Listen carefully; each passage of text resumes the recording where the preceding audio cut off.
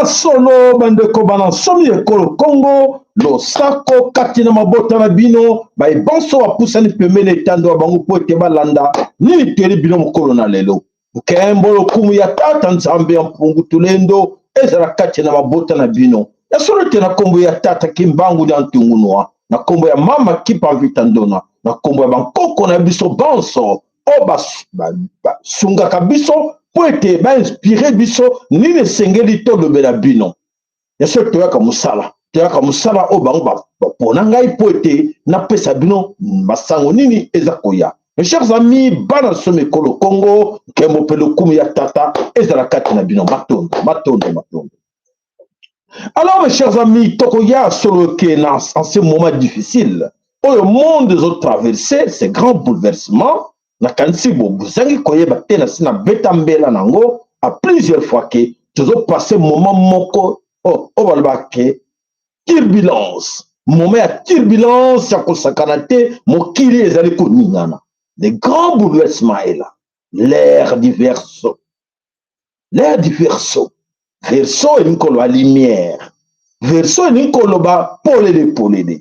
Est-ce que lokuta et que les cartes l'ère verso lokuta et qu'on les cali sous-souté, mes chers amis, suivez-moi. Bandeko matondre baker na bino matondre balaiki na bino ya solo bandeko ebele entre nous sont encore ignorants, sont distraits. Là, je vais m'adresser aux ignorants et aux distraits. Bandeko, est-ce que vous savez l'air que nous traversons maintenant? Est-ce que vous devez être traversé na tango yo eza air nini? Na momo yo makamuni zoleka na kati na mukili.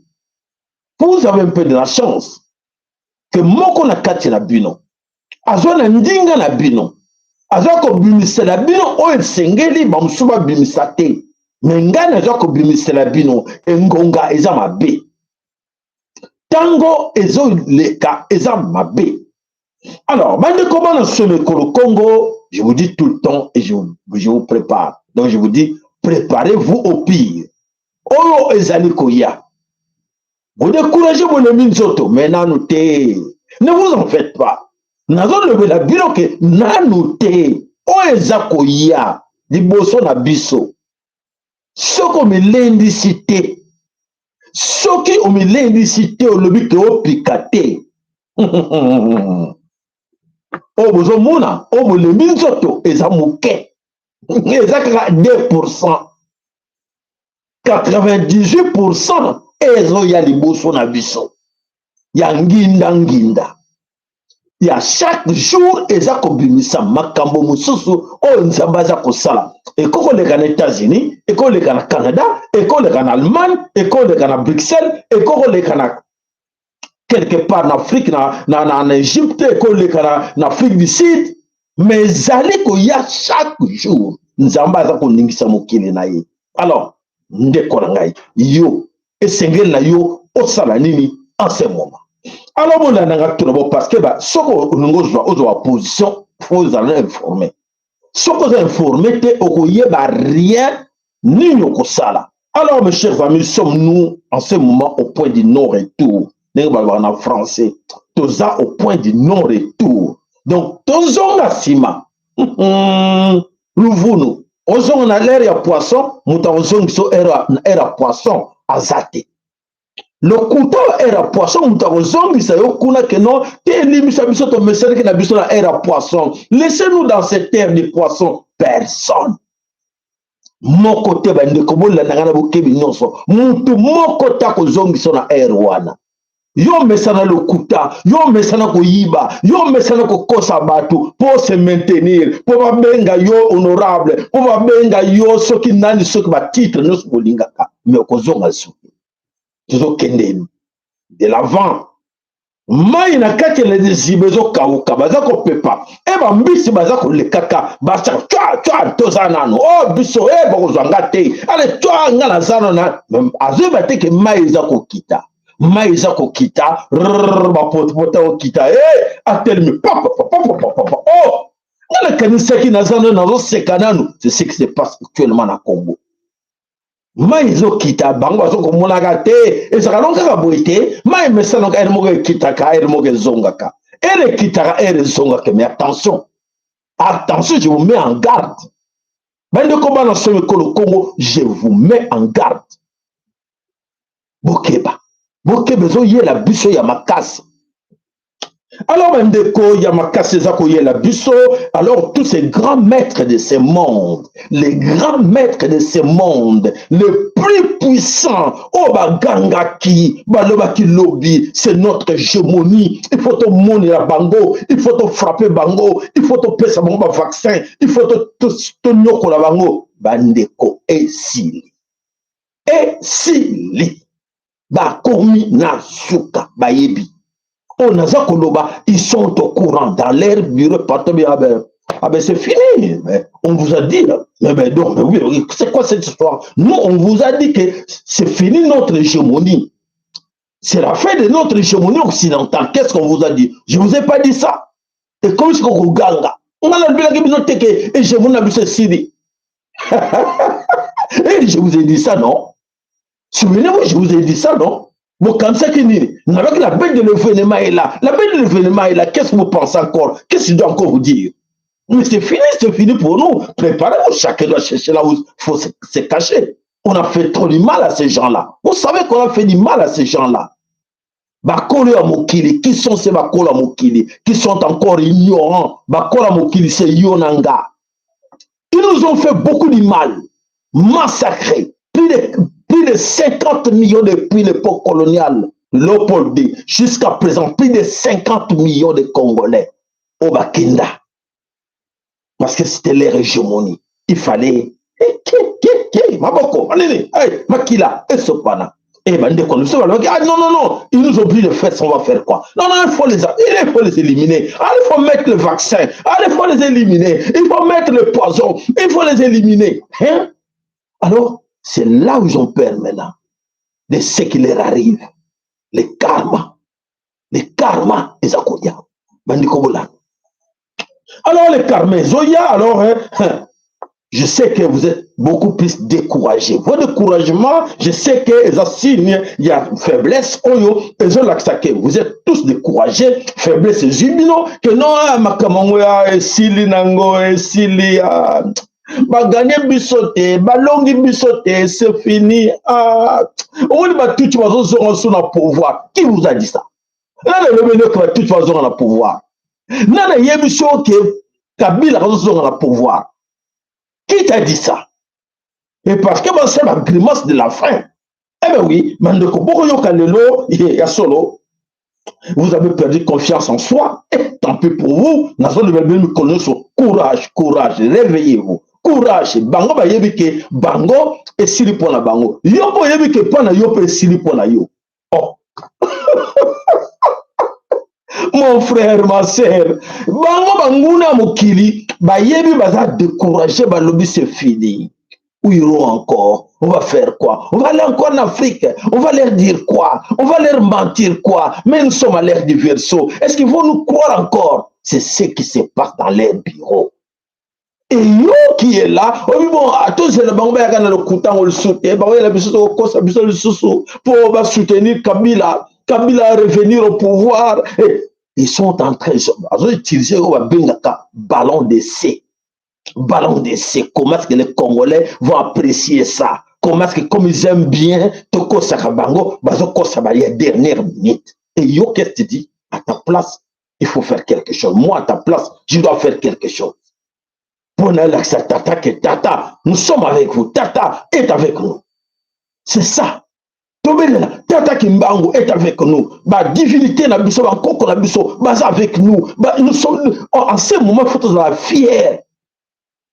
Il faut tous la fière que notre temps est arrivé. Ils nous ont fait du mal, du mal, du mal, du mal. Ils ont engagé nos frères, nos sœurs corrompus. Non, il faut le matraquer, il faut le torturer moralement, physiquement, spirituellement, culturellement. Ils n'ont pas la place dans ce monde. Pourquoi? Parce que c'est là qui n'a bango, basamboussa, humilier l'Éternel, qui est notre tata. Et qui ont contribué dans cette histoire, ce sont nos frères, nos sœurs qui ont contribué dans cette histoire.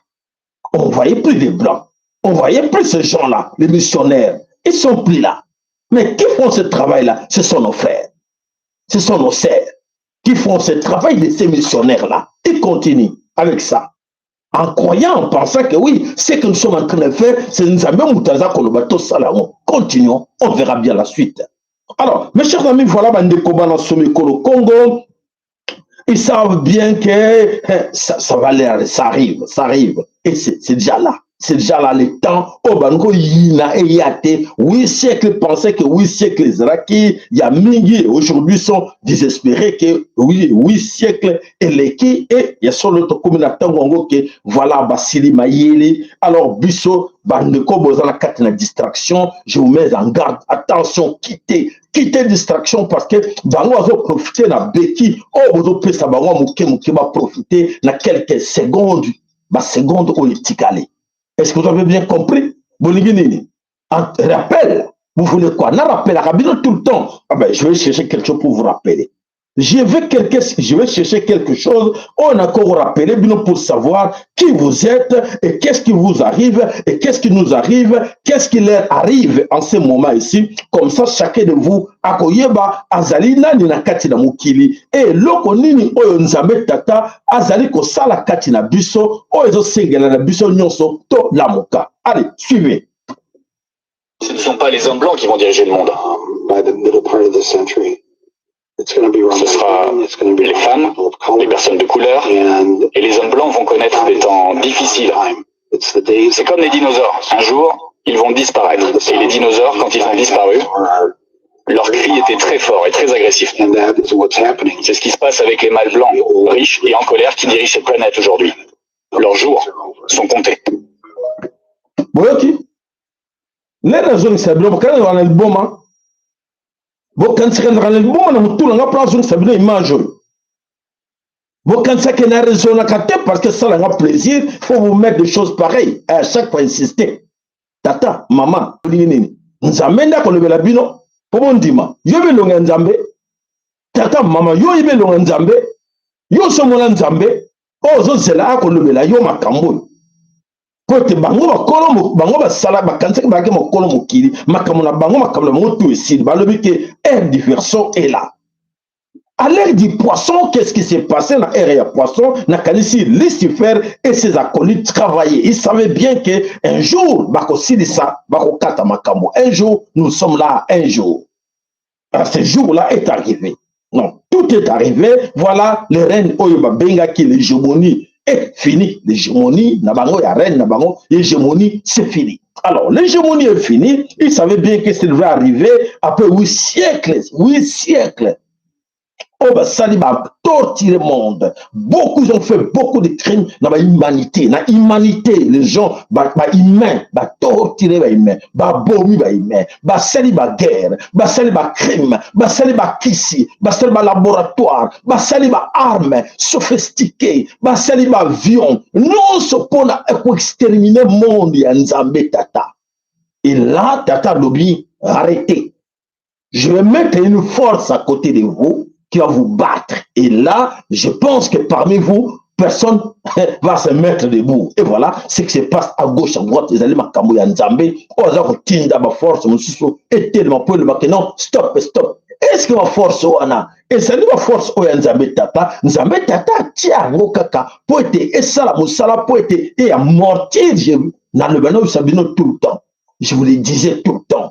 Bah quoi, mortir bango. Et bah quoi, mortir bango parce que la grande guerre, oh, y a ma casse signalée que ça, la manakati na Congo, dans tout là. Oh, bah, même qui miloko tout autour la Congo, même la kati école au Congo, pour te battre détruire le Congo. Mais tata, à l'habité, bon, bandana, no kunana, n'est pas na binomoko. À mortir bango, ma casse sili bango, lelo, ezako yinda. Comme on dit tout le temps, 99 jours pour les voleurs, un jour pour nos propriétaires. Et vous nous voici, dans un jour, on a écoqué. Bah, je dis 99. Ah, c'était beaucoup, à 8 siècles.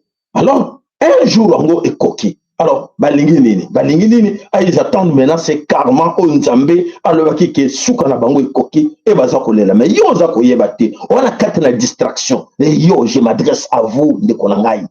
Je m'adresse à vous de konanga que tarango yenfweni autre bano le bantango fait tango yenfweni yango yenfweni ozo zongo na blague au quand que non ça ma blague tamé pour toi continue au mona ba ventir ningini ko yela. Donc mes chers amis, c'est fini, nous sommes au point de non retour. Lokuta ekosimba li susute lokuta nini oba kilango no bwenge oba kilango nini. Alors mes chers amis, Banasomekolo Congo, comment les Tutsis rêvent encore de venir au pouvoir. C'est Tutsis qui rêvent encore de venir au pouvoir. Par quelle magie Bakosala? Je sais qu'ils sont en accord avec Félix Antoine Tshilombo de revenir au pouvoir. Est-ce que je me pose des questions ou on se pose des questions? Félix Antoine Tshilombo, c'est lui le propriétaire du Congo. Yende Mukolo Congo, comme si d'accord qui vont revenir au pouvoir. Félix Ayebi, c'est qui va tout mettre confusion côté du Bango. Pardon, ici. C'est donc confusion et côté du Bango, la carte na Bango. On va c'est qui va s'aller et comment compliquer Bango pour l'année tata l'obité. Vous savez qu'on va avec un accord n'angate. La divinité n'a pas dit non. Vous savez qu'on va avec un accord n'angate. Et alors, parce que Félix n'avait pas la clé, et là, ça complique les choses. Baker na bino balike na s'il vous plaît. Baker erango bomo na kachaba fini. Erango na senga la bino okomo na cha. Vous êtes nombreux déjà là. Na senga la bino na Baker. Na senga bino balike na bino. C'est le mot bomo na pas fini biso après to bani le sous. C'est ba fini mbalo na kangi kaka to vani na biso o nyonso na boyeba boyeba souter parce que comme bolinga na bino ko bozaka ki diba alors to continuer kana ki diba na distraction to continuer. Voilà mes chers amis, c'est l'ère du verso, savons tous que oh yo mensonge nous sommes craqués na katina mokili, c'est fini. Mensonge wana ezalaki tango na bango ya poisson et mensonge wana esili moyen et kota susu na tango ya poisson ezate kolela na bango yango wana. Donc mensonge c'était quoi? Oh yo arme ba tout ba utilisaki pour être ba kosa biso comme libérateur. Ba utilisaki mensonge. Et mensonge bango utilisé qui va comme libérateur ba contre na Congo na 1996 ba balaki manigance na bango ti ba kota na Congo ba salaki no senge ba sala na lokuta na ubwenge na mensonge. Alors ba resisaki na mensonge ba vandi 18 ans na mensonge ba sali plus de 30 ans ba bomi bandeko dans les mensonges. Est-ce que na era verso Nzambe tata ako permettre bango encore na tango verso que basala suma lokuta pour zongo pouvoir? Est-ce que vous avez bien compris? Est-ce que tata va leur permettre encore une fois d'utiliser l'arme que j'utilise, mon dieu que bango utilise ça, il y a mensonge pour revenir encore au pouvoir de la carte de Congo? Je ne pense pas. Je ne pense pas que Nzambe va permettre encore une fois de revenir pour bayaki na lokuta ba vandi encore 7 ans na lokuta pour être bazwaki moko na kati na biso au nom de Félix Antoine Tshilombo ba utiliser pour être ba vandi c'est na lokuta et lokuta continue. Alors ba sali que oui to vandi c'est coquille, c'est un coquille, maintenant to zongi la pouvoir. Est-ce que bako koka? Est-ce que Félix a continuer ko konza na lokuta? La question de est-ce que la divinité, Bangkoko à Congo, va permettre Félix à continuer dans les mensonges? Va permettre tout le monde à pouvoir dans les mensonges? Et tandis que nous sommes déjà à l'ère du verso. Ce sont de grandes questions.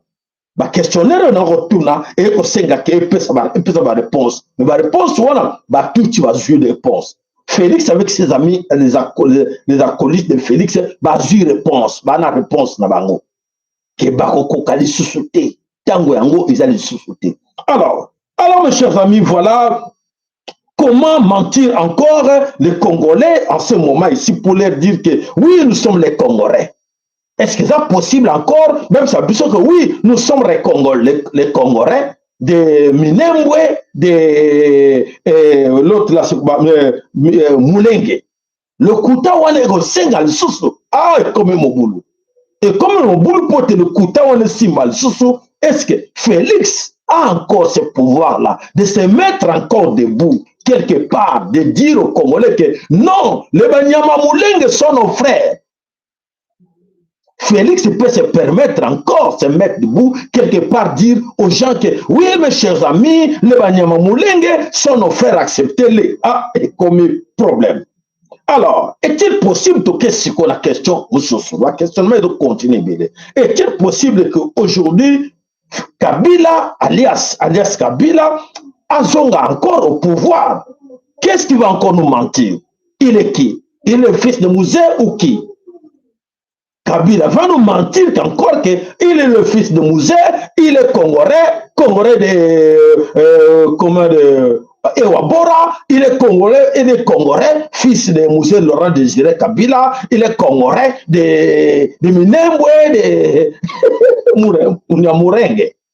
Et c'est aussi mal sous. Aïe, aïe, aïe, aïe, aïe, mes chers amis, éco-sympathie. Voilà, selon nos sources, il y a beaucoup de choses qui se passent là-bas, na Katia Zamba, na Katia Ngunda Kuna, et ce qu'il y a Kendaka, Bako Tambolaka Mukini. Donc, Ezako Yinda. Alors, mes chers amis, Tokei Wapi, Tokei, en image, comme ça, comme d'habitude, comme ça, vous voyez, Bandengenini, tu animes la émission, la bus avec des images pour vous expliquer un peu comment est-ce que les choses évolue na niveau ya mboka na niveau ya Congo makambo nini oyo ezali kotambola ndenge nini makambo eza koleka mabe surtout côté ya banguna na biso po ete mayele esili bango bayebi déjà que c'est fini. Allez, tobali na image oyo ya bandeko tomestengaki totiela bino mokola lelo kona ko rappeler bino makambo nini eza koleka na Congo.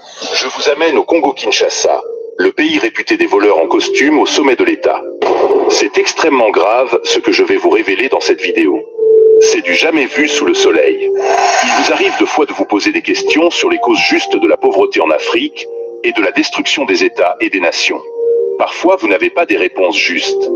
Aujourd'hui, nous plongeons dans les méandres des scandales financiers qui gangrènent la République démocratique du Congo depuis 2019, sous le régime du président Félix Tshisekedi. Pour être récompensé par le pouvoir dans ce pays, il faut être un voleur des fonds publics, estimé à des centaines de millions de dollars chaque année. Ici, la politique n'est pas de l'apostolat. On devient politicien en RDC pour détruire l'État. Je vous révèle des détournements massifs de fonds à ciel ouvert. C'est tout simplement scandaleux. Tout a commencé en 2019, avec le détournement de 15 millions de dollars de rétrocommission impliquant Vital Kamerhe, qui fut à l'époque directeur de cabinet du président Tshisekedi. Parce que la règle est de récompenser les voleurs, il est actuellement président de l'Assemblée nationale du Parlement congolais, après avoir été vice-premier ministre en charge de l'économie. Et tout juste après, le déluge de détournement a commencé. 600 millions de dollars détournés à la présidence pour le programme des 100 jours de Félix Tshisekedi. 57 millions de dollars détournés pour le projet de maison préfabriquée. 324 millions de dollars détournés pour l'organisation de la francophonie à Kinshasa. 102 millions de dollars détournés pour le projet Chile-Gelou. 300 millions de dollars destinés au Covid, 19 détournés. Ces criminels financiers du régime de Tshisekedi sont allés plus loin, jusqu'à voler 600 millions de dollars pour le projet RAM, qui a vidé les téléphones des Congolais, ce pauvre peuple à la merci des scénarios de crimes depuis la présidence.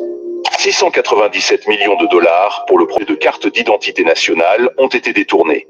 Je vous rappelle que le peuple congolais est jusqu'à ce jour l'unique peuple du monde qui n'a pas de carte d'identité.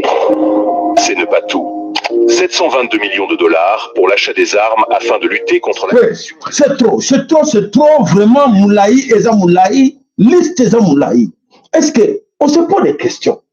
Tout cet argent volé par Félix et ses amis, parce que moi, mes frères, mes sœurs, 1 million de dollars pour na Olia Yango et amis, 1 million de dollars pour aussi les amis. Et alors, bango bonjour à 700, 500, 600, 200.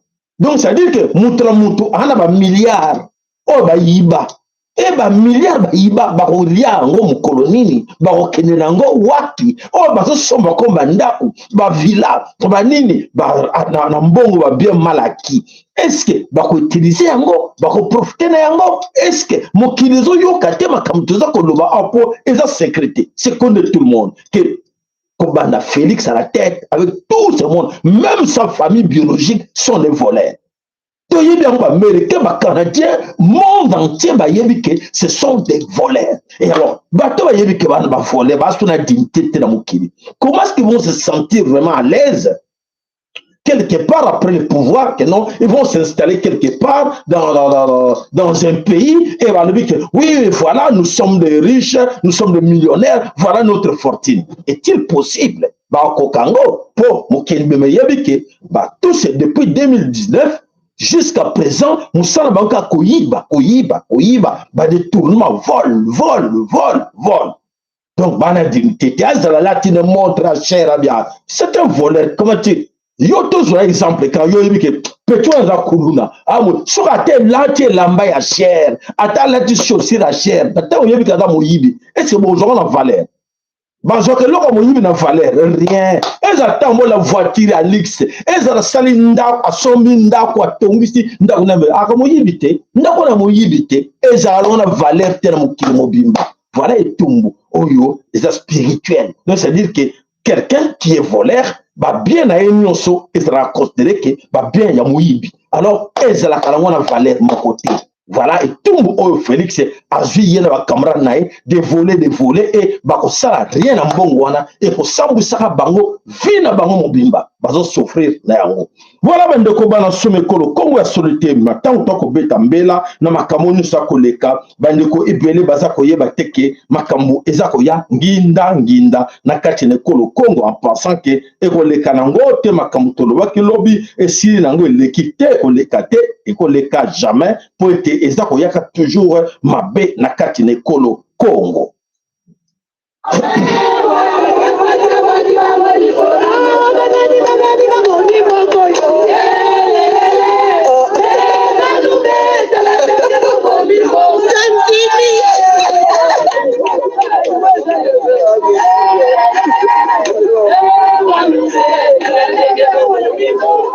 Voilà, c'est mignon, c'est ridicule que aujourd'hui on chante partout que voilà, baluba, babomi mboka. Et bango, bazongo on dirait plaisir, mais ça fait mal na bana. Ça fait mal na kati na bana na bango que les bazoa ke baluba bomi mboka, pas tous les baluba. Parce que les gens qui sont pour pouvoir, bazana kati makamwate bazo souffrir. Tout le monde, nos frères, nos sœurs qui sont dans les Kassai, dans le Mbujimaï, comment bazo souffrir? Et baroute exacte, beaucoup moins na image ni telebino lelo. Donc c'est à dire que ba o bazali na base, il y a destruction, il y a mboka ekolo Congo ba yebani alors to yebi ke bazana problème munene na mikolo za ko yana bango na ba famille na bango pour être ba détruire mboka Congo. Allez, toquer na kati na parlement, qu'est-ce qui s'est passé? Qu'est-ce qui se passe na kati na parlement? Ezako yinda mabi. Allez.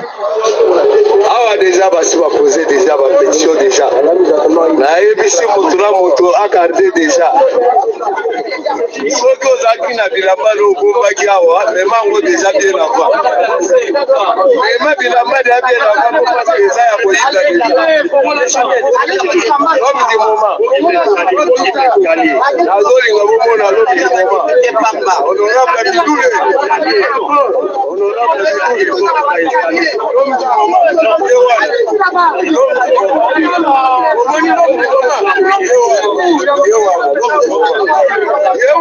du moment.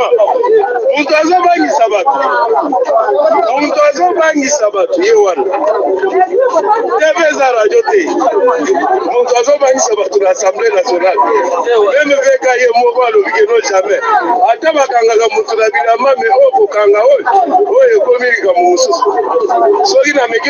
Kaka ndeko nanga ya SDA muluma atsalelo makambo te est la est oko mala to zakuna te lomi di moment. Voilà, l'homme du moment est solo yokande ko la biso kasaya lobi oh bon la biso baluba te bomba na bino biso to zakuna te. Voilà, ba yebi loko nini o ezako le kawana. Mais la vérité c'est la grande confusion. La vérité est que la grande confusion est na kati ya mboka mobimba, na kati na monde entier. Confusion wana eza yona ngate. Mutu moko te mutu akotsa wana confusion. Félix ana confusion. Kamere ana confusion, ba tout tu ana confusion, ba paré na bango, oya mindele bazana ka bakata na confusion et sikanyo so bango bazali pote ba ki teke to koma na situation to komi na lelo. Donc voilà mes chers amis, makamoza ko nginda na kati na mabele ko Congo pote ba mingi ba yeba ki teke situation to komi na lelo et ko salema et ko monana na kati na Congo Kinshasa et ba ko sambwa. Et voilà, aujourd'hui ba sambwe et ba mama ba ndeko baza ko banini na kati na ma population na oyo bazo ezoko leka na kati na Kinshasa. Allez tola Kamera aza kolia biso na CC aza na droite ni le chef de l'état moyen ni monsieur ezate bino ba député bobenda sieni monene balungula kamera bino ba député otala kamera te alela kabino na CC alela kabino na mbongo ye azolunda mana buko biso bakula mbongo balingi kunyokola biso ale bolungula kamera tolingi yete sino akukuvila.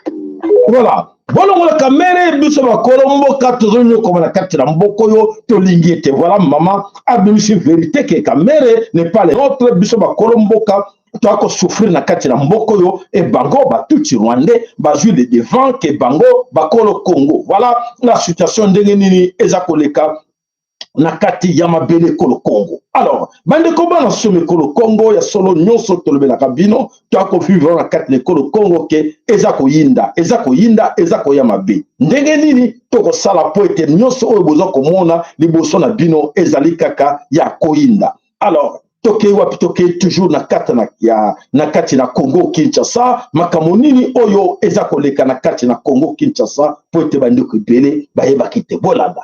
7 ans que Félix Antoine Tshilombo azali na pouvoir. Ngungi nini ezui Félix Tshilombo? Ngungi nini ezui 7 ans après abimisa likambo oyo bolanda. Félix Antoine Tshisekedi vient de lancer une enquête urgente et secrète pour retrouver l'assassin de Mzee Laurent Désiré Kabila.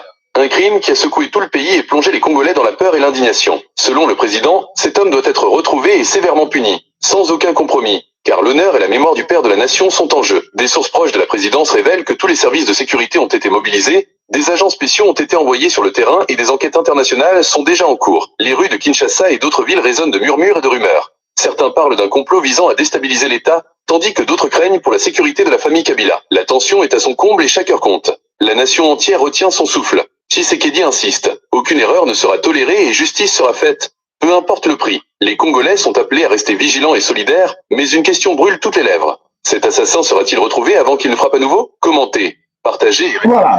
Alors mes chers amis, là on se pose des questions. Félix, c'est depuis 2019 que tu es au pouvoir. Moi je pensais que c'était au début, que tu allais déjà commencer à frapper fort pour trouver l'assassin de Laurent Désiré Kabila, n'est-ce pas? Ça allait être ça. Et pourquoi ça n'a pas été le cas? C'est mandat de bosser Siré Oleki. Tu nous as jamais parlé de cette histoire, de chercher qui est l'assassin de Hippolyte Kanambe. Et tu étais le premier de prendre Hippolyte et dire aux gens que non, c'est le père de la démocratie. Tozani Kamuna était celui le père de la démocratie parce qu'il nous a donné le pouvoir. Au lieu 5 ans, Eleki, oh c'est bien. Ah 2 ans, Eleki, ah. Et comme là, Sukoyo, on va dire que Luka Kaba. Aussi mantetedini. Et là que ça qu'on déclare dans Mama Congo, Félix cherche à Simba. Au moins, ce que Moutaza ko couler na maille. Même Kassa, oh yako Simba teme. Ako Luka wele la Kassa wana Simba. Mais là il y a la Kassa wana bako zinda na maille. C'est ce qui se passe avec Tshilombo. Donc c'est aujourd'hui qui a Zoko Luka mais il connaît bien. Avant d'arriver au pouvoir, ayeba ki Congo ya assassin ya Mzee Kabila non. Félix ayebaki kombo ya sincère Mzee Kabila 7 ans en arrière tozonga ayebaki Kabila babomi en 2001. Félix est arrivé en 2019. Hein? 18 ans presque Félix ayebaki était l'assassin de Mzee Obichos Toyebi. Ça se prend des gens pour les imbéciles. Disons des distractions. Voilà Félix a mis ces distractions au sous. Ok, non, il faut qu'il soit assassin. Pour faire quoi? Pour dire aux Congolais que voilà, Félix, il faut te passer confiance parce que quand il a vu son assassin, c'est connu que Hippolyte Kanambe qui est l'assassin de Mzee Kabila. Et c'est lui qui vous a cédé le pouvoir. Pourquoi parce que peut-être qu'un assassin criminel a cédé au pouvoir, Félix? Pourquoi? Mais est-ce que autour de vous, tel moi si na qualité sozo la nangai, tel moi si le voit ma chérie, hein, Denise, Nyakero, je suis en train de mentir ces gens-là, c'est pour les distraire. Le belai, le van déconner, le bel famille, le voit que non, ils ont la distraction, hein, nazo kosa bango, mais aux kosa na 21e siècle à l'ère du Verseau, c'est des mensonges. Tout ce qu'il fait là, c'est des mensonges, c'est qu'on dit tout le monde. Voilà, le Congo, en écoutant ces histoires-là, beaucoup des idiots vont considérer ça que, ah, voilà, ils ont frappé très fort. Alors, il va déboulonner tous ces Tutsis. Combien de Tutsis, Bakanga, Batinda, Bana Rwanda? Batibino, vous avez la mémoire, il y a Malam, Mamsou, le Kabiso. Mamsou, le Kanga, na Pongi, na Yebakite. Dites-moi un peu. Bon, oui, papa c'est là, au là, Félix quand il est arrivé au pouvoir, à Kangaki dit tout Rwandais, au Bazagina Parlement, au Bazagina Sénat, ou 10 dans l'armée, ou 15 ou 20 dans la police, à Zonxa Bangon à Rwanda. Ou Bazana prison, combien? Tielo. Ils sont là, à la présidence. Ils sont là, partout dans les institutions du pays, au Parlement. Il est avec eux. Azana Bango. Arrêtez mes chers amis, c'est triste. C'est triste, dans bateau qu'on dit, mais là, Félix n'a pas mensonge, na yewana, et qu'on a passé mingi poété, ya solo, et ça passe mingi à komona ke, makamunu solo le kanakati ne Congo, beaucoup parmi nous, au bazako kosaka bande kona bango. Alors, tout soit élément moussoso. Alors, commençons. Allez, c'est parti, voilà. Dans le temps de Laurent Désiré Kabila et sous Félix, sous Kabila, Joseph Kabila Kabanga. Mais dans les 3 présidents-là, personne ne l'avait arrêté et personne n'a organisé un procès pour lui. L'IDP, c'est une machine de rébellion dans notre pays. L'IDP, ça a contribué dans toutes les rébellions du monde de la RDC, qui a détruit et massacré le pays et qui a renversé même le régime. Attendez, allons-y calmement. On les a démontré. Ça n'a pas sur l'histoire. Il y a les Bossonengue, IDP, sous Mona Bateau. Nous sommes sous Mosé. Mobutu au pouvoir, nous sommes en train d'avancer. Nous avons côté affidélité, nous avons porte-parole et affidélité. Etienne Tshisekedi Wamulumba va adhérer dans la vision de l'AFDEL et va envoyer mes chers amis, Rolanda. Olenganko, il va aller pour rencontrer qui? Olenganko, il va aller rencontrer Ngandou Massassou, un haut responsable du mouvement rebelle, avec l'objectif de tisser les bonnes relations harmonisées pour venir renverser le pouvoir Mobutu au pouvoir. Mobutu, qui avait entendu tout cela, Mobutu n'a rien fait. On n'avait organisé aucun procès contre lui. On a vu sur la Mouga toujours mitouna. Donc, comme en 1998, Laurent Désiré Kabila, président de la République, guerre s'est éclatée dans Mouga Nabiso. Yiki côté Simba. Laurent Désiré Kabila Arbokondi, Etienne Tshisekedi Wamulumba Ozokomona Bobenga Kaseaoui. Etienne Tshisekedi Wamulumba akokende na Rwanda avec signer accord. C'est vrai. L'accord de mutualisation des forces pour venir déstabiliser Mouzé qui était encore au pouvoir. LCD Goma. Scandale à monnaie à cette époque-là. Mouzé n'avait rien fait à Etienne Tshisekedi Wamulumba, ni à l'IDPS. Baradia ka IDPS na parti. Encore qu'à cette époque, l'IDPS avait un mouvement citoyen parce que Bazara n'a arrêté. Vous avez reconnaître le parti politique. Maman wana sous Mouzé Sali. IDP c'est le côté, Etienne Tshisekedi de l'autre côté. Tout comme en 2002, parce que je parle un peu vite, je ne peux pas vous dire tout. Tout comme en 2002, maman le 22 avril 2002, Etienne Tshisekedi va se rendre dans Kisangani. Ville occupée par RCD Goma. Ouais. En pleine rébellion, le rôle voilà. Va occuper ville, Bakangi ville de Bakangi Goma Lelo. Kabila au pouvoir. Etienne Tshisekedi va descendre. Il y a même des photos. Si votre réalisateur est prêt avec nous, il peut mettre la photo est là. La photo est là. Je parle de avril 2002. Etienne Tshisekedi Wamulumba en chemise basée côté rouge à Télémina Katia Kisangani, RCD Akangi, RCD Goma. Kisangani, kaka de la même manière que Nanga a fait aujourd'hui. Kabila n'avait rien fait. Aucun procès. On ne l'avait jamais traité. On n'avait jamais inquiété l'UDPS. On n'avait touché personne. Aucune maison, aucun procès organisé. Ok, maman. Tu as Kakawana. Etienne Tshisekedi tokei na Sun City. Etienne Tshisekedi tangu muza yaki na nosenga pour sa premier ministre abouyaki toko kene na Sun City, toko na Sun City, Etienne Tshisekedi a créé des ordres na Sun City. Na des ordres na wana abimi. Akei naï. Akei a tomboki parce que son souci était que abimaka premier ministre sala makamne ni pesaki alika ko ide pasta na arrogance na bango. Abimi ko bima na bango mama na okene na yombango. Bake ko sala mouvement moko baza obenga ASD, Alliance pour la sauvegarde du dialogue. Nakati wana était Tshisekedi à se porter garant, père spirituel, père fondateur. Il va prendre tous les rebelles. C'est ça qui a fait de toquer dans Sun City 2. Quand on est parti dans Sun City 2, et c'est là où c'était sorti Formule 1+4. Voilà. En écoutant ces histoires-là, même revenez un peu dans la conférence nationale souveraine du Congo. C'est toujours Tshisekedi, Omolumba, où il a créé des ordres. Donc c'est-à-dire que bateau vous a komona, bateau vous a komona na kati ne kolo Congo, et zambala na bamwa de bosso teke basala mabe na kati ne kolo Congo.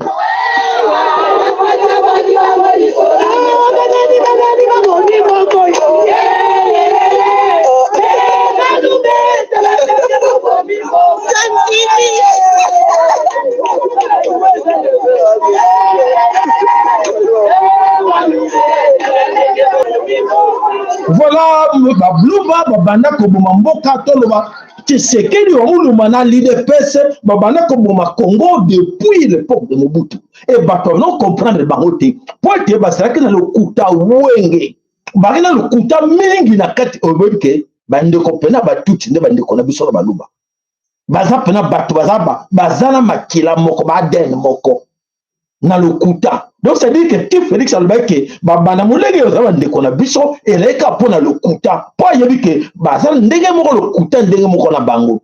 Donc le Losso Congo est marché à Mabé, Bande époque Mobutu, Bakal, Bani Nyonso.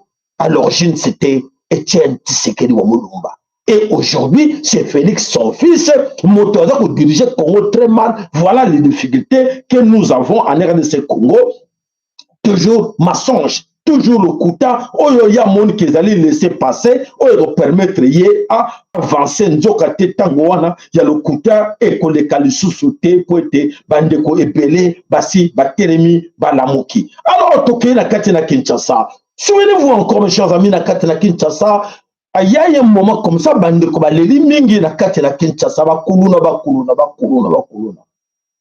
Alors, Félix, en ce moment-là, a créé unité naye owa bengi brigade spéciale d'intervention ya baluba oya créé qui na côté Kolo Congo. Et après dans l'entretemps Félix Azuba jeune o nyoso ba koluna atie bango na kati ya garde présidentielle le Banamura bato baza sans formation il y a le mec qui a prometté que ba congolais a rotinda bandeko ba que nous la formation militaire na Israël na États-Unis na Texas à gauche à droite nous sommes azuka ba kuluna wana abino on n'a pas le temps on va faire croire aux Congolais que on a beaucoup de militaires on a engagé on a dépensé beaucoup d'argent allez actuellement on a 4 armées et tout le temps des gars et aujourd'hui oyo ba JR Banamura bazo sala na ba quartier nyonso oyo bakati ko monga fula banini des autres côtés bato bakima bandako batika babandona nyonso bakima pona nini pona basoda ya Félix Tshilombo o boyokaka ba JR allez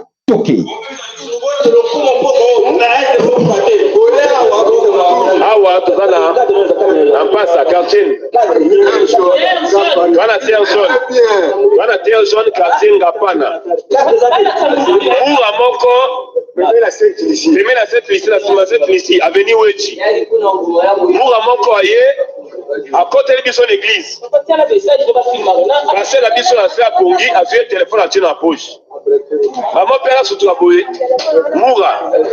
Après à ma vie si pas les nini. Si pas tra na le long. Maman père aweli téléphone na ye. Aweli arme na. Na aweli arme na ya bele linga ina sa pungi.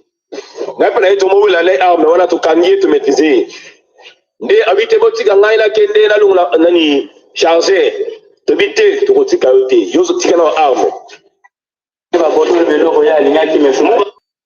Abutu okuta na ye boye mo na ye kei telefone kei o ba le kwa kuluna benda o ba le kwa kuluna bango ba kuluna ça le kuluna voilà ba kuluna o Félix atie na kati na armée et voilà le long ba comme ko nyoko na bato na ba cité voilà ba crime o baza ko sala na kati na ba population baza ko détruire mboka nyonso wana régime ya Félix Tshilombo to ko mona makambo moko nanu esalama na kati na mokilité mais ko mona ngo po ete Félix nde moto a créaki bakuluna oyo bakuluna ba azwaki atie ba na kati na armée voilà la honte au pays oyo toza ko traverser yango voilà bande ko bana some ko Congo tokei wapi tokei na kati na toza toujours na kati na Kivu na kati na Kinshasa na kati na Congo eloko nini oyo ezali koya alors bande kotoko tuna na kati na Kinshasa. Est-il possible que Hippolyte alias Kabila azonga na pouvoir? Wana nde bande kototuni ba question to luki to yeba. Alors tokei na ba source na biso ba pesi biso information ba lobi que Kabila a eu un feu vert au niveau ya occidentaux pour revenir au pouvoir. Kabila, occidentaux, nous sommes d'accord. Allez, tu dois reprendre le pouvoir parce que tout le monde que Félix Azali est irresponsable. Yozonga na pouvoir. Hippolyte Kanambe a joué courage wana. Hippolyte Kanambe a bandi kosala ba tourner na katina ba pays ebelé na katina Afrique. A bandi dans l'Afrique pour occidentaux a PCF vert. Balman à côté de Balman Balobi, oui, nous sommes d'accord. Une fois que tu vas prendre Goma, nous allons t'aider avec le courant venant sur le Kenya, sur la pays, nous va promettre, il faut payer courant, oyo aider pour être avant de pouvoir na katina Goma. Comment ces gens-là, les démocrates allemands, ils sont toujours à pour la bango, il faut encourager Hippolyte Kanambe. Pourquoi? Hippolyte Kanambe a aidé bango na misala ebele oyo a maîtriser oyo est ya Congo Kivu na kobanda na nord Kivu tina sud Kivu. Alors pour la bango il faut que ba plan bango balkanisation en Congo, il faut que Kanambe Hippolyte Kanambe azwa toujours espace wana nyonso albi non ne t'en fais pas basiré déjà que un soutien total na biso to ko sala nyonso to aider yo pour être pour récupérer mboka wana na maboko na yo. Alors Hippolyte Kanambe akei wapi ake na ba pays nyonso atamboli akei na kati na mboka Kenya atamboli déjà ba pays ebele oyo et Hippolyte Kanambe akei to kotangela bino ba kombo ba pays yango oyo Hippolyte akotambola.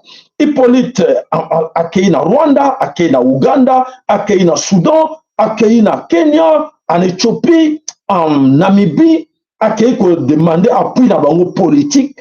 Appui d'abord politique et militaire pour être donc lobbying tout et travailler ma casse na ndenge que avoir confiance ma pays non sur l'Afrique pour être soutenir tout pour être zonga na pouvoir. Alors bango nyonso bazali ko travailler na ndenge que profiter na erreur oh il y a Félix Tshilombo pour être dit que non c'est un vaurien. Pour la banque pays non sur l'Afrique, que Félix est un vaurien, il faut que Hippolyte Kanambe azonga au pouvoir. Mais Moutachaki, Félix au pouvoir, et Zali Yemoko Hippolyte Kanambe. Voilà, il y a un besoin comme on a, et Jacques Bébé la banque, comme Lucas, que non, il faut Bakanga, assassin Oya Bomaki, Laurent Désiré Kabila. Cause Yangoyo, Makambuya grave. Donc, c'est tout aujourd'hui.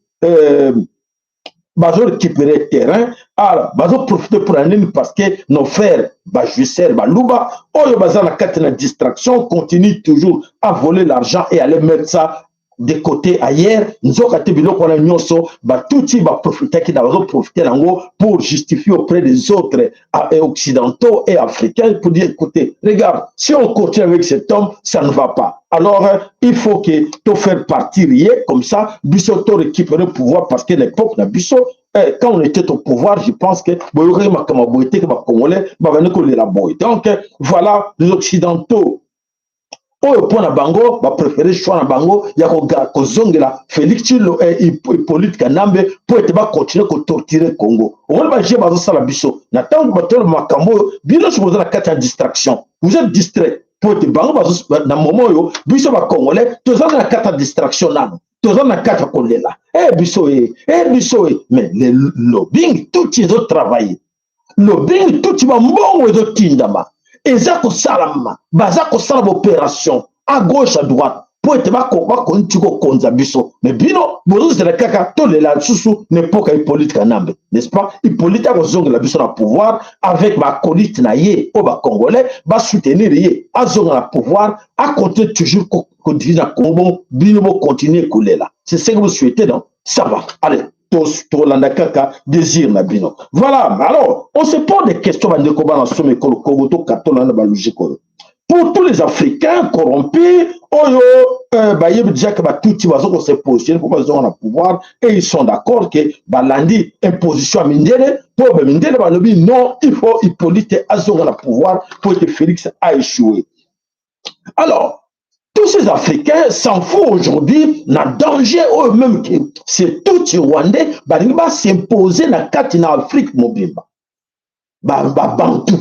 Les responsables comme les Sassou Nguesso, les Lorenzo et les autres, ils sont dans l'instruction des Occidentaux. Comme les Occidentaux disent, oui, fais vers à Hippolyte Kanambe de revenir au pouvoir de tout, en fait, empire, royaume, empire Imatuti, de revenir au pouvoir dans la carte de Congo. Et ils sont d'accord parce qu'ils ont peur des Américains, ils ont peur des Français, ils ont peur des Occidentaux, bref.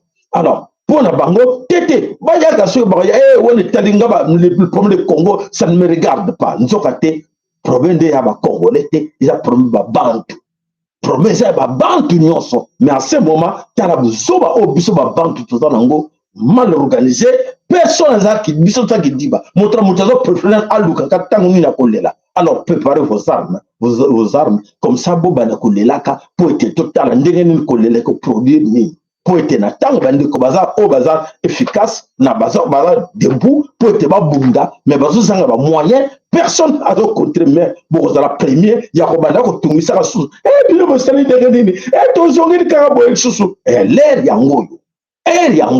alors, alors, les gens se posent des questions. Quand on dit nos ancêtres, ancêtres na biso baza kolobani par rapport à Makambo, ça c'est la grande question. Batebele baza kometuna ancêtres Congo, nos divinités, tata mpungu tulendo, tata kimbangu jantongunwa, mama kipamvitandona, bazo lobanini na kati na Makambo o ezako yela biso. Sont-ils d'accord que Batouti, Bazonga, na kati ekolo Congo? Ça, c'est la grande question. Oyo biso, tous allez se poser. Alors, sont-ils tous d'accord? Ok, il y a comme on a que Batouti wana Bazonga, pour Bano kola toujours bana na bango, et tout le tuna. Est-ce que ancêtre na biso wana, Bakufa na bango, Bakenda libela, to bazali vivant, et que Bakoko actionné, ok, Bako sala musala, pour que Congo, ezala ekwa sous-souté bana na bango. En fait, biso bana na bango, to kwa sous-souté na maboko ya Batouti. Pour que to l'actif faiblesse na biso. To zalibe incapable. Ya ko simba makambo biso moko na maboko. Est-ce que bakoko na biso bazo lobanini? Alors, na bisa ke bino baleleki na émission biso na ke bakoko na biso bana kanda. Bana kanda de tout ce que biso bana po balbaki ke bino moko bo bana nan pot boye ba valeur mboka bonyo kwa miya bonyo kwa mi bo moni passe ne mati mai mati eto di bino timo bo gangi bozo konte ko ganga mai bani ko kita mai bani ko kita me poto za na se na makati makolo na bino bo mai mataki bozo na kati na mai bo kote na kati na poto oui sikoyo mu pepeza ko ya oyo bazaki diba na lebelaki no mbaleleki o bazaki diba boko lero pepe ko ya okoko bima maye kiti me okoko bima kende okoka kobima okende tango tozoloba yango ya bankoko na biso po ete bankoko toza koloba ke lelo tokobetuna bakufa na bango baza nanu vivant o koma toza komona makambo toza konyokomaka banda pendant 8 siècle tonyokomi e tokomi na suka boye bankoko yango bazotala bazomona te e bazotala mpo bazomona distraction oyo biso moko bana toza nango ezosala bango mo mpe kanda ya kotala ke me tozolobela bango me bazoka te bano bazoyoka te ndenge parce que nakayi bosi omona filme moko boye ya bamindele basala ke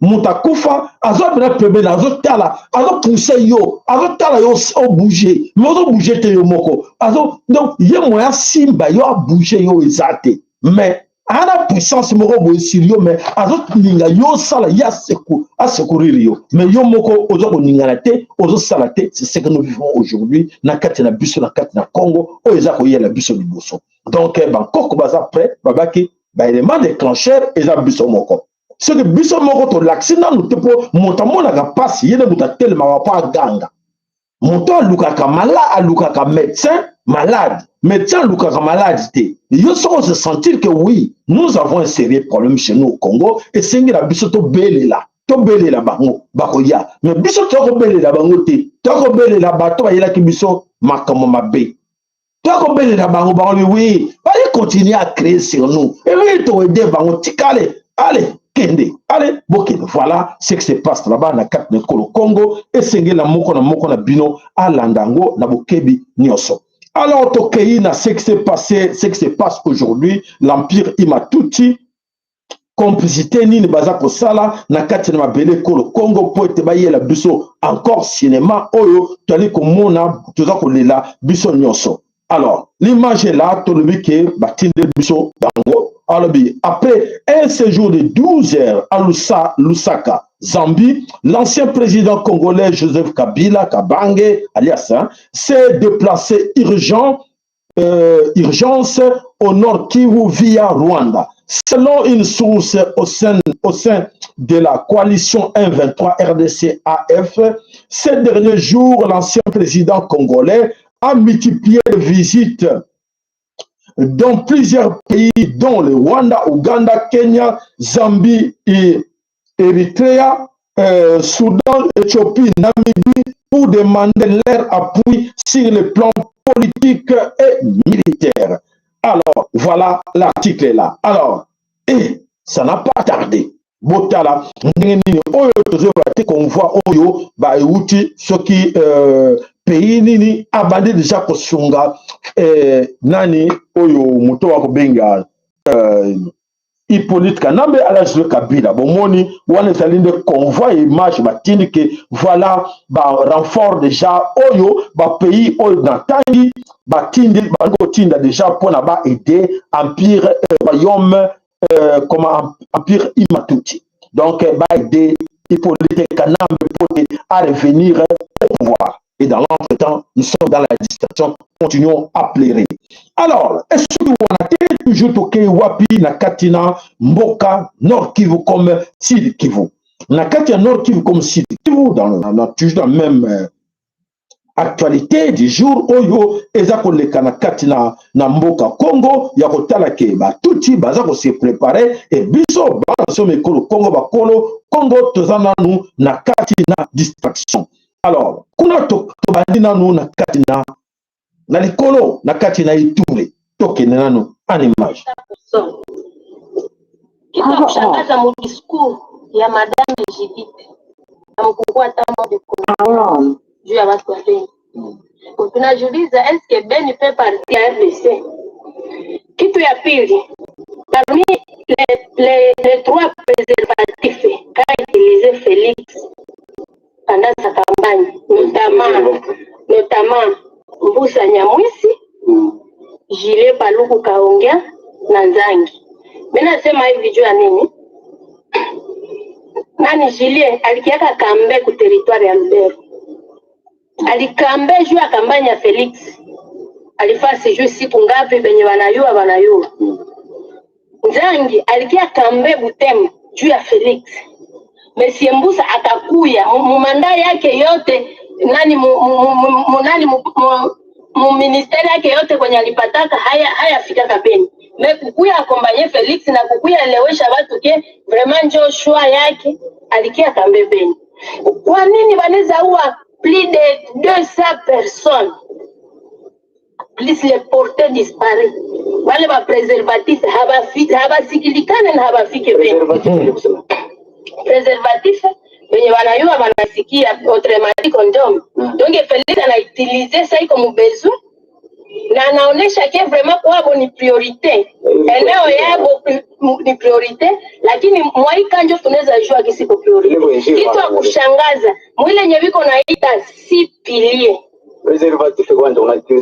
Voilà bandeko mama aza kolobake ya solo na kati na Beni na kati na Lutembo kuna amonaki ke ya solo na panda ba campagne amonaki Félix Tshilombo utilisaki bato ba kola ba mbusa na mwisi a utiliser bato ko ba paluko a utiliser ko bato ko ba nzanga bango ndeto ba kendeki kuna pote Félix akomaki kuna te abaneko banga. Alors bango bato utiliser comme ndenge mama utiliser terme ya préservatif. Bango bato bakendaki po ete utiliser ki bango. Mais bazo mituna depuis que bazo kufa kuna plus de 200 morts et ba plus disparu o ba kufi na kuna ba moni ba préservatif Félix ata moko te o ya kendaki ba o utiliser ki. Alors mama za koloba azo kolela ke lelo bandeko ebele baza koyeba te situation nini oyo eza koleka kuna na cause ya bato nyonso Félix aza koutiliser.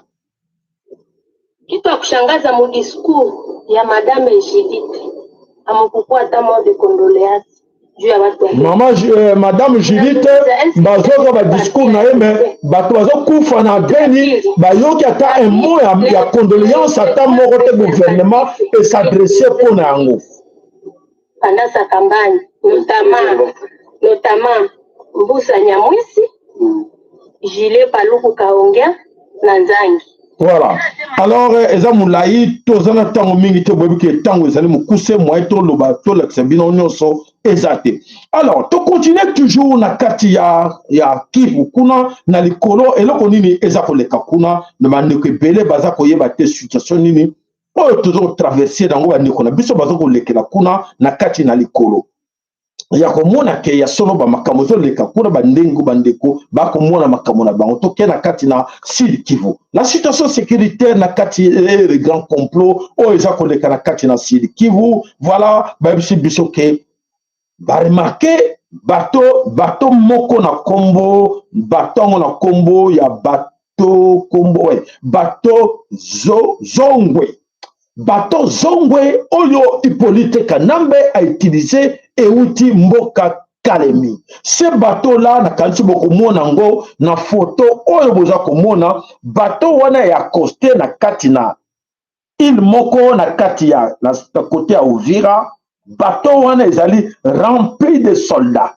Ça c'est l'information autocopesa bino eza na source fiable.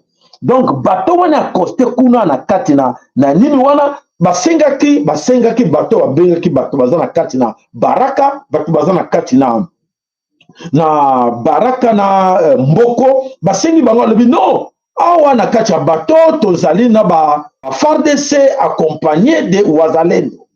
On a besoin que ma FARDC accompagne Wazalendo to ya bakita ba ya kuna biso bateau moeta ko timezo tina ba hors bord ezo bango ya kuna. Bolobi nini balobi mais non biso de kondima bango te comment Wazalendo wana ba se retrouver na kati na bateau na bino tolobi non wana bato ya Mboko na bato ya Baraka balobi pas question tozana besoin na bango te botika la kuna babengi ya kotumba boyoka babengi ya kotumba mais monsieur ya kotumba essayer d'intervenir auprès des autres de tes amis qui sont là-bas pour te bandima ba soda o tozana bango awa na kati na bateau tout ba traverser ba kano baya na bakuba kita na kati na Mboka na kati na Uvira na kati na Baraka. Alors Yakotumba de son côté a bengi bandeko mais non n'empêchez pas ces gens-là, ils sont venus pour notre sécurité, laissez-les entrer. Batabi non Yakotumba tu as confiance dans le sauté et bandeko ba Wazalendo ba mai balobi pas question, on n'a pas besoin d'intervention na yo Yakotumba. Voilà basoda ango bango yo oyo oza komona na kati na baton bakangi bango baza kobima na kati na ba canon moteur wana po ete bakende kokita na kati na Uvira donc bauti Kalemi. Voilà, bozo komona bauti Kalemi, bazo katsa bango, bakende kuna, mais de l'autre côté, baboyi bakende. Alors, tokoyeba, eloko nini ekolekela bango, de l'autre côté, ceux qui bakomi kuna po bandeko, kuna baza déjà alerté que, bato wana baza na katsa bato wana rempli que de soldats, oyo batuti na ba FARDC bango bazali ba soldat ya Hippolyte Kanambe alias Joseph Kabila. Voilà l'information oyo avec les images au batindel biso esengeli na bino bomona yango. Toujours na kati na mboka Bukavu. Na kati na mboka Bukavu en ce moment je vous dis kuna ezali ya koningana. Et ya koningana boyoka ki avant-hier tu sais bino ke 4700 soki 22 ou 26 militaires oyo bakendeki formation ba commando selon nani nanga o basiseki formation baza na kati bazalaki na kati ya mboka Goma Rumangabo. Alors les basi formation qu'est-ce que nani muto nanga fait nanga ju bango atindi bango bakende na Bukavu. Voilà basoda ngo bakomi na kati na mboka Bukavu pour encheminer pour na bakende na mboka Uvira. Allez, en image. Basoda bozo komona wana e bazo uta na bato bazo kita ba katisi ba uti na Ngoma bakomi na kati na Bukavu. Ce sont des commandos oyo nanga a uti ko former. Ah voilà ces commandos en question bango wana bazo kota na ba véhicule pour te bakota na kati na mboka Bukavu après bakende na mboka Uvira. Alors, nous tenons à informer nos amis, au bazar na kati na Uvira, voilà ba bataillon au Monaki, au nanga outko formé, destination na bango ezali bachitese ville ya Uvira. Donc, passez-moi l'information, partagez la vidéo à tous nos amis, au bazar na kati na Uvira, bamsusu et sengaka coup de fil, bo benga bango bisa bango que voilà, ba sodango bo moni bazo ba kiti na bateau.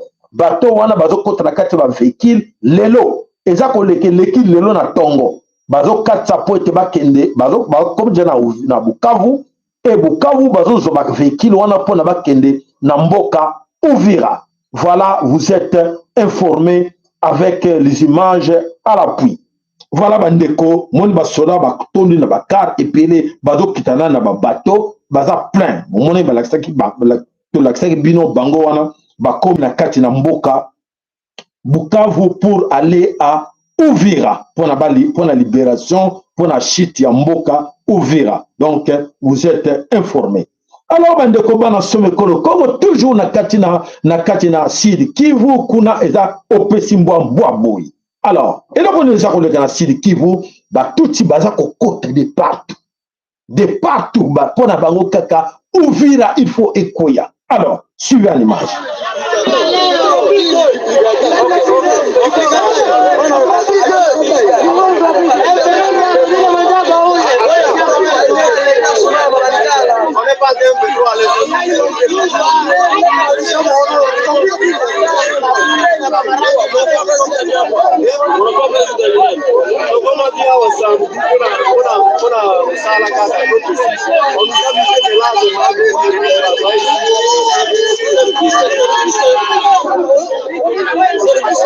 Vos likes, Baker Nabino, ma like numéro s'il vous plaît.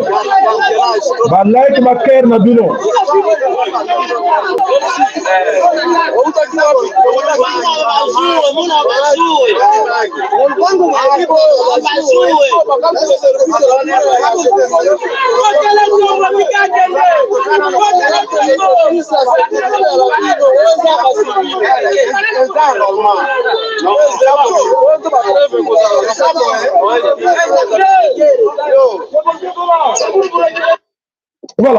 Voilà bandeko ba jeune bakangami wana na kati na mboka na kati na tout autour ya Uvira bandeko kota po ete ba bakele ko rejoindre bandeko na bango baza pe tout autour ya ba côté mususu bakoye na maboko ya bandeko na biso ba mai voilà yango na moni ke bakangi bango wana po ete bako permettre bango te bakende voilà bakangi tout ce tuti rwandais misu bazo ba déjà lingala boyoki bango bazo na lingala pe ke non bazali ba congolais baza ba congolais comme Hippolyte Kanambe onde kona bango baza ba congolais.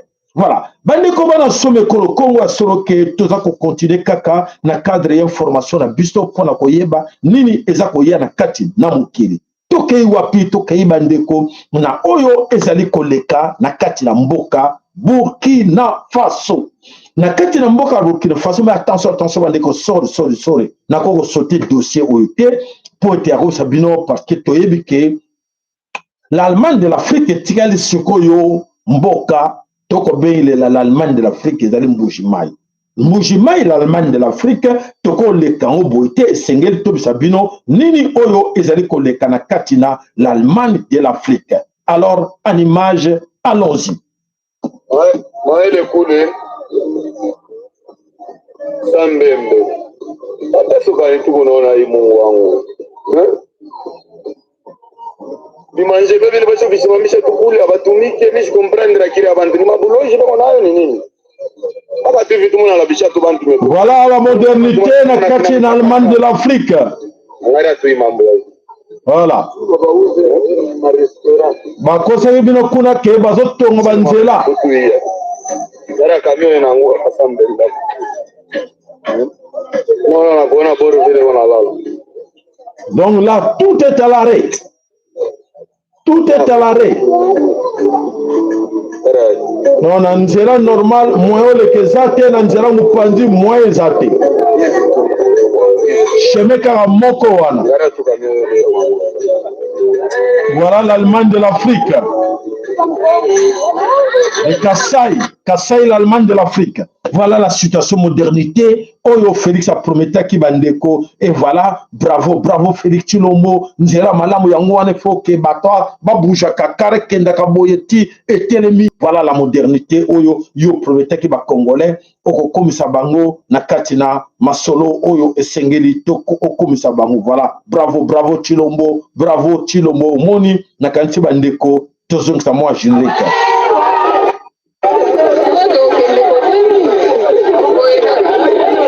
Voilà banani babomi mboka ezali nde bango wana nde babomi mboka Congo.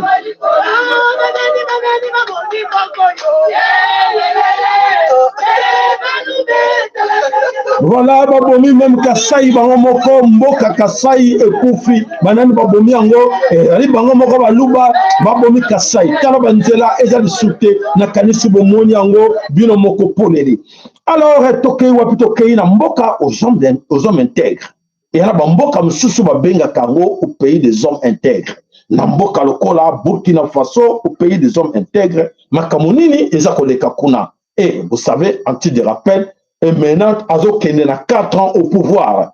4 ans au pouvoir avec le lieutenant Ibrahim Traoré. Qu'est-ce qui se passe là-bas? Le monde bouge. Le monde bouge de ce côté-là. Les gens se posent des questions, mais comment? À 4 ans seulement, comment ces garçons, à cause de un miracle, na Burkina Faso? Alors, Tokei en image. Boyoka. Oyo, na Burkina Faso. Et l'okonini, ezako lekawa na Burkina Faso. Bolimbisi balobi que Ibrahim Traoré a signé un contrat de 50 milliards de dollars. Et l'Occident en panique.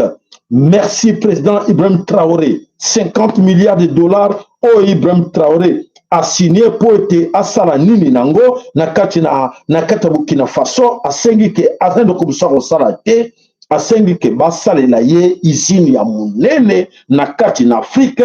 Oyo eko yana bakisi, oyo bano sala bakisi pour être Afrique mobimba et s'en sortir na kati na yango. Voilà oyo le président Ibrahim Traoré a sali na ba chinois oyo eja ko lelisa mokili mobimba pona ko lobake ba yebaki teke Ibrahim Traoré na 3 ans seulement au pouvoir oyo akomi.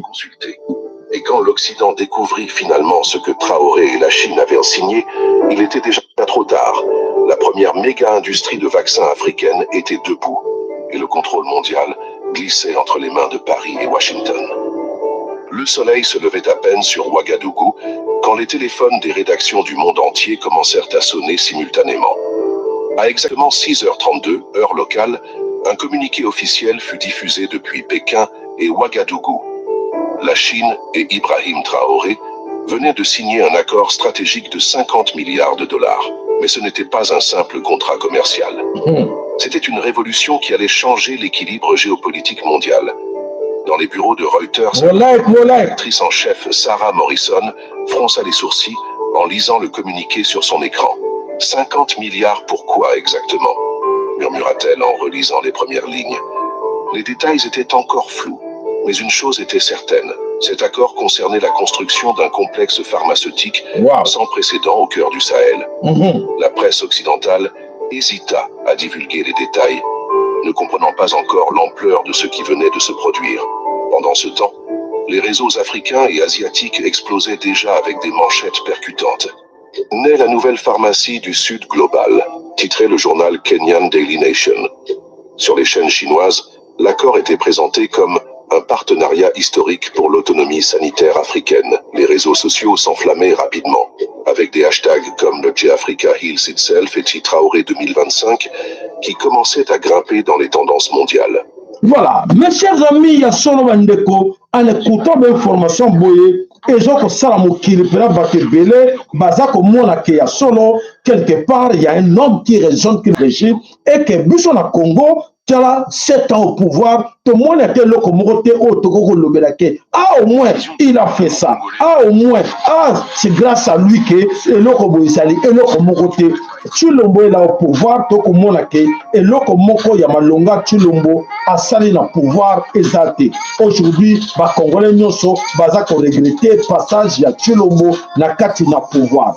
Alors, et donc on dit oyo tozali koloba toza kolela bande koneso bayeba ke réalité ya mokili ndenge za kokendela Félix azoko mema mokili autrement ndenge bandeko babane s'attendre na ngote.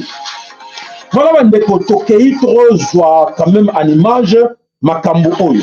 Voilà. Avec les vaccins, ils ont envoyé des seringues, des fioles, des promesses. C'est pour protéger vos enfants. Et le peuple tendait le bras, confiant, croyant recevoir la vie. Mais derrière... Bolimbisi ezali déconner mon mouké. Bolimbisi to lukango image à bien. Pour eza important boyeba. Ce sont des officiers américains. Donc eza deux nini za ko bimomen moment to kata wana no.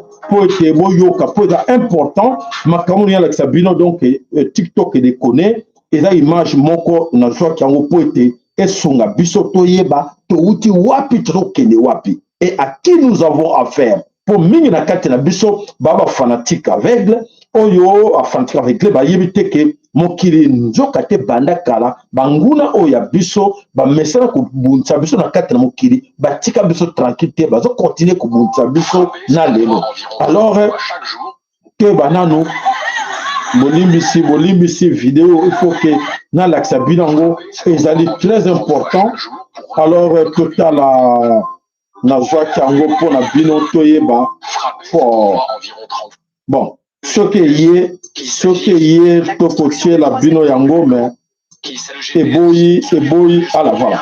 Les Africains avec des vaccins.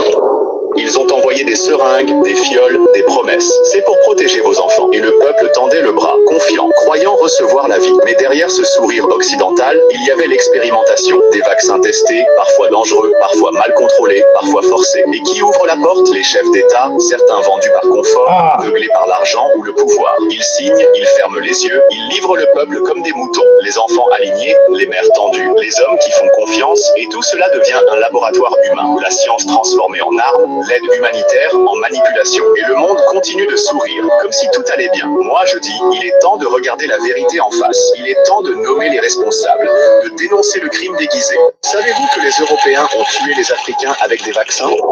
Ils ont envoyé des seringues, des fioles, des promesses. C'est pour protéger vos enfants. Et le peuple tendait le bras, confiant, croyant recevoir la vie. Mais derrière ce sourire occidental, il y avait l'expérimentation. Des vaccins testés, parfois dangereux, parfois mal contrôlés, parfois forcés. Et qui ouvre la porte? Les chefs d'État, certains vendus par confort, aveuglés par l'argent ou le pouvoir. Ils signent, ils ferment les yeux, ils livrent le peuple comme des moutons. Voilà, mes chers amis, ce qui s'est passé au Congo, à peine il y a quelques mois. Congo et c'est qu'avec l'accord il y a continent bien la carte de Congo, c'est ce qui se passe toujours comme ça dans les pays belé africains où besoin comme on a besoin kufa le col là-bas mouche À cause de quoi? À cause des présidents africains Oyo, Baza Batalo Koso, Meyibi, préférer tout pour eux, rien pour les autres. Donc, la vie à Batimissou, et pas na bango, ils ont rien. Alors, tu sais que Bino, que bon, mon agina titre, tu le que l'Union européenne, ezali kapakata, ezako kende, na katia balkanisation. Pourquoi les titres, Bandeko, Bamingi, Bazakoye, Bateke, ça bouge de l'autre côté. À l'Occident, en Europe, ça bouge. Alors, mes chers amis, vous voyez que la présidente de l'Union européenne, c'est qui? C'est la dame de fer, la représentante Yemoko de Satan, Oyo Asimba Union européenne. Oya yaki na mangwele ya makasi oya zaki na kati na kop ya monene. Alors, na kombo na ye abengaki Ursula Oyo alelo en ce moment Oyo na kanisi ba mingi ba yebaki teke na moment toko loba l'Union européenne est dans la kati na balkanisation kota Oyo ba yelaki biso retour à l'expéditeur comme le Sabino. Et retour à l'expéditeur exact c'est-à-dire que ce qu'ils pensaient faire aux Congolais au Congo ils ont zongé les bango. Ils ont les bango Moupulu, ils ont la 4 Europe, il y a Sagamate. Parce qu'à la tête de la balkanisation du Congo, ils ont les Occidentaux, les Américains et les Européens. Et aujourd'hui, bango pour la bango, même les Bomaki, Mama qui peut envie d'Andona, Bomaki, Tortira qui, Tata qui bango dans Tourounois, jusqu'à la mort, et c'est là qui pour la plan bango qui bango baza ba maître ya mokili ba bomela ki biso otok belela ba royaume tosra ki nango ba tika bo personne ça continue jusqu'à présent. Alors l'Union européenne ba sala Union européenne suite ya ndenge ba ki ko découvrir na pa na ba mboka na biso que za na ba union ya ba pays na biso tosala de quoi royaume Congo ezaki ba neutre ba Angola, Congo Kinshasa, Congo Brazzaville, Congo Gabon, tout ça. Pour la banque on va salaki yango et bango ba pekisa ki biso et pas la biso sala ba le sauter ba yo kan suli kambwana te ba telemela kango pour ba tous ba concurrenter mais Nzamba za grand comme on dit toujours c'est le retour à l'expéditeur ba kabori biso na royaume Congo ba boy royaume Congo. OK, nous sommes d'accord, on va plus en parler du royaume Congo to croiser ma boko mama qui pa vite en lobaki bande ko ndima kité. Alors c'est passé. Et aujourd'hui, les gens vont garder nous sur point à bango. Bango va salango bisoté. Alors, côté la deuxième phase, Kabola, sous Congo, balkanisation à Congo. Baza au terre à balkanisation à Congo, ce sont les Européens. Baza pour alimenter. Makambouane, on m'a dit le balbique, Pessi pour Hippolyte Kanambe pouvoir pour être ya continuer pour être Félix Bamoni, Azoko Patapatazo Kokate, Hippolyte Azonga au pouvoir. Ce sont les Allemands qui sont dans la tête de cette histoire-là. Mais alors, ils ont le bon mabé de l'autre côté parce que Nzambe Azo Tchabana kat na confusion. La confusion c'est quoi? Alors, Neto Sabino, ici vont de la reine, ici vont der Leyen, Nelo Azana Katinaka Bakata, il y a problème. Elle va présenter sa démission. Et il faut craquer ma porte à Kende. Et l'Okonini Irsil, et l'Okonini Salié pour être à déposer, pour être pression, l'équipe Mingi a échoué sur tout le plan. L'Europe est allée dans des déclin. L'Europe, ça ne va pas. Alors, Tolanda en image. Il y a quelques instants à peine, un séisme politique a secoué les fondations de l'Union européenne. Ursula von der Leyen, présidente de la Commission européenne, a annoncé en direct sa démission. La stupeur est totale à Strasbourg comme à Berlin. Ce n'est pas un simple départ. C'est une implosion au sommet du pouvoir bruxellois. Son annonce cinglante et imprévue dénonce les luttes intestines, l'échec des politiques à la commune et l'impossibilité de gouverner une Europe fragmentée. L'image d'un empire technocratique en ruine, incapable de répondre aux attentes des peuples. Une pour les élites qui se croyaient intouchables. Tout ce qu'ils ont fait au Congo, et voilà. Ce qui s'est réellement passé dans les coulisses du Parlement européen. Restez bien avec nous car ce que vous allez entendre n'a encore été diffusé nulle part. C'était hier soir, lors d'une réunion à huis clos à Bruxelles, diffusée par erreur sur une chaîne interne. Von der Leyen, visiblement sous pression, a accusé plusieurs commissaires de sabotage et d'inaction face aux crises. Devant des visages tendus, elle a cité nommément Margrethe Vestager, la désignant comme l'architecte du blocage institutionnel. Selon elle, l'Europe ne peut pas avancer avec donc c'est contente de fuir leurs responsabilités. Ces paroles ont tranché dans le vif, révélant une guerre ouverte entre les têtes pensantes de l'UE. Comment l'Union européenne peut-elle encore prétendre à une unité solide quand ses plus hauts responsables se déchirent publiquement et se renvoient mutuellement la responsabilité du naufrage, s'est-elle indignée? Un effondrement politique d'une intensité inédite. Mais pourquoi von der Leyen a-t-elle choisi ce moment précis pour claquer la porte? La réponse est sans appel, la Commission n'a plus de cap, plus de contrôle. Durant cette fameuse réunion, un député allemand lui a demandé si elle assumait l'échec du Green Deal et de la stratégie énergétique. La présidente furieuse a répondu sans détour: ce n'est pas un projet commun, c'est un champ de mine budgétaire où chaque État agit pour sa propre survie. Une réponse cinglante révélant l'implosion programmée d'un projet européen déjà moribond. Von der Leyen a souligné que, sous sa direction, la Commission avait tenté d'instaurer une stratégie numérique censée rendre l'Europe indépendante des géants américains. Mais le résultat est tout autre. Les pays membres se tournent de plus en plus vers la Silicon Valley pour combler leurs lacunes. Pourquoi l'Union a-t-elle abandonné ses technologies locales au profit de solutions venues d'outre-Atlantique? A-t-elle demandé la confusion, une interrogation la confusion qui règne maintenant. Ce constat d'échec n'est pas isolé. Il s'inscrit dans un climat de défiance croissante entre Bruxelles et les gouvernements nationaux. Lors du dernier sommet à Prague, où Scholz avait été vu en grande conversation avec von der Leyen, les tensions étaient là déjà palpables. Elle n'a rien révélé du contenu de cet échange, mais son regard noir en disait long sur les fractures internes. Aujourd'hui, elle ne se contente plus de constater l'échec. Elle désigne les coupables. Et Vestager est dans son viseur. Pourquoi elle? Parce qu'elle symboliserait, selon von der Leyen, une bureaucratie européenne déconnectée des peuples, obsédée par des directives technocratiques sans légitimité populaire. L'Europe... Voilà, mes chers amis, les Européens nous ont manipulés. Les Européens à la base de la destruction du Congo. Les Européens à la base de la balkanisation du Congo. Les Européens, aujourd'hui, tout ce qu'ils ont souhaité faire au Congo, ils sont les Bango. On ne va pas tarder pour frapper ces gens. Ils ne savaient pas. Attention, c'est que vous pensez faire du mal aux autres, un jour, et voilà, là où ils sont arrivés aujourd'hui, ils sont donc en fait, ils sont dans une confusion totale. Comment faire en ce moment ici, l'Union européenne et France, ça ne va pas en France, ça ne va pas en Allemagne, ça ne va pas en Angleterre, partout ça bouge. Qu'est-ce qui leur arrive?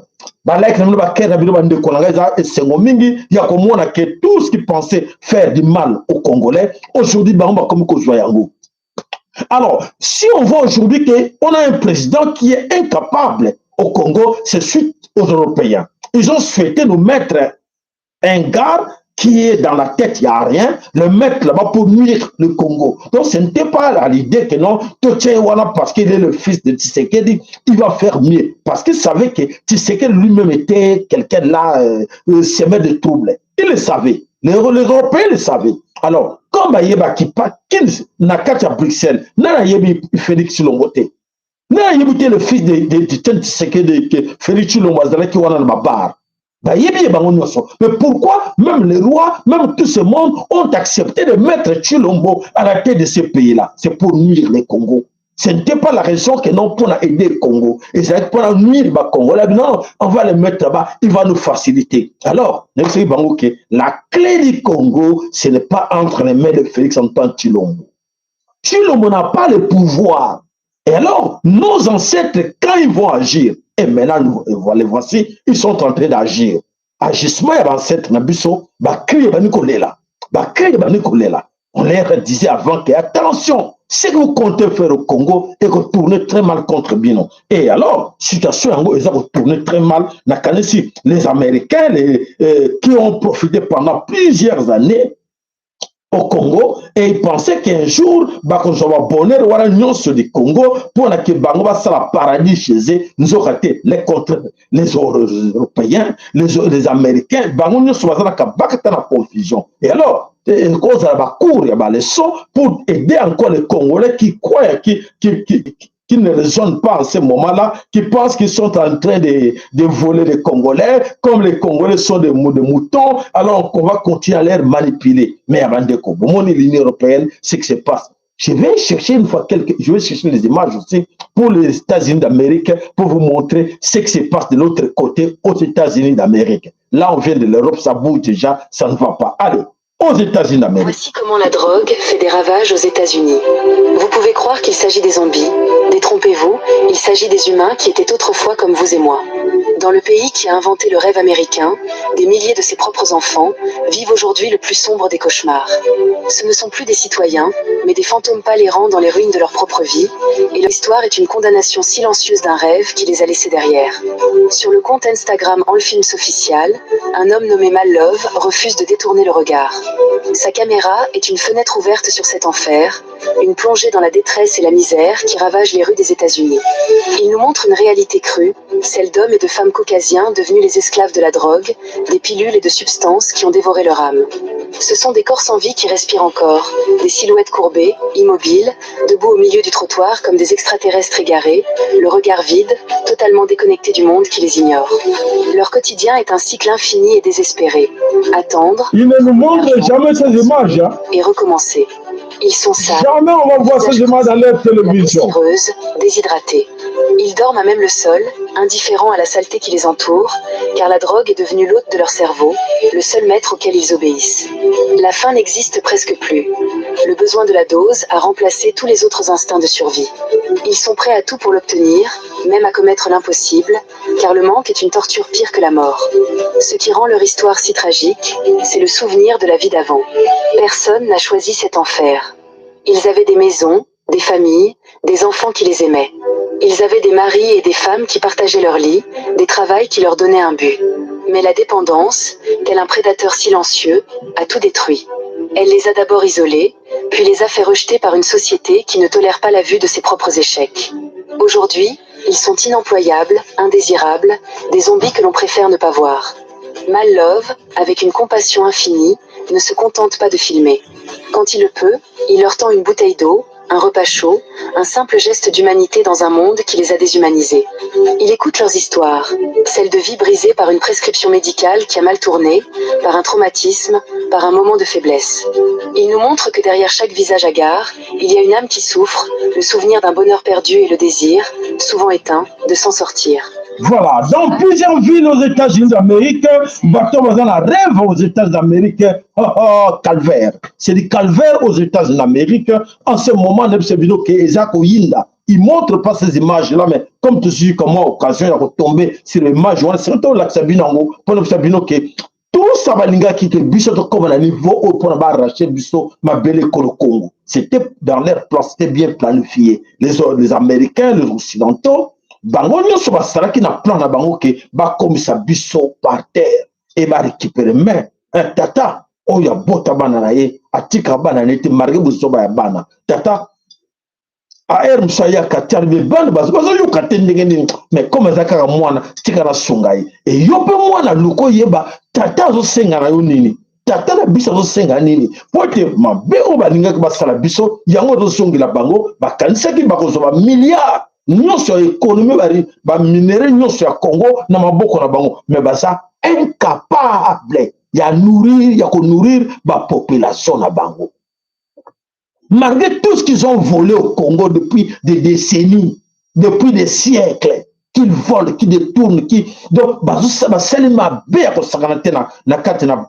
bana na Zambie Congo na tutima basali biso ba be mingi mais bazwa mais nous allons continuer à avoir la confusion. Et comme c'est bon que non, Tozoaki, mais déjà abisoté, et dans ma boucle, banani, multinationale. 3C.